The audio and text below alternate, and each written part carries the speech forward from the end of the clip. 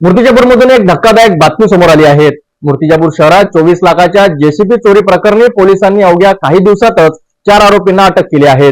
या जलद आणि प्रभावी कारवाईमुळे पोलिसांनी चोरांचे कंबरडे मोडले आहेत। चला पाहूया सविस्तर रिपोर्ट।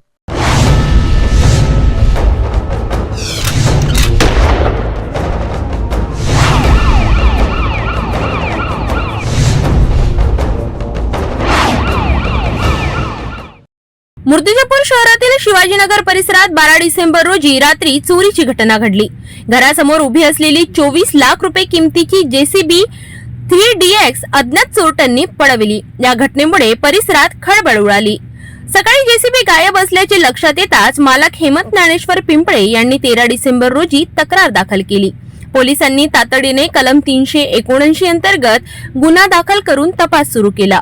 मूर्तिजापूर पोलिसांनी सीसीटीव्ही फुटेज, लोकेशन ट्रॅकिंग आणि गुप्त माहितीच्या आधारे तपास केला।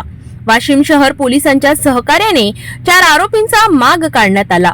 अखेर सुखदेव उर्फ संचित उत्तम गायकवाड, नामदेव उत्तम गायकवाड, ज्ञानेश्वर बंडू कचवे आणि महादेव बबन पाटील यांना अटक करण्यात आली।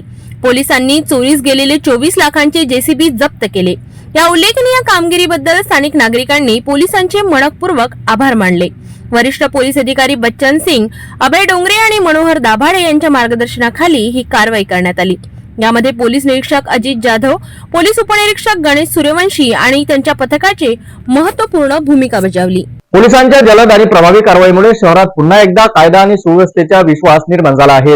पाहूया पुढील काही दिवसात या प्रकरणात आणखी कोणते अपडेट समोर येतात।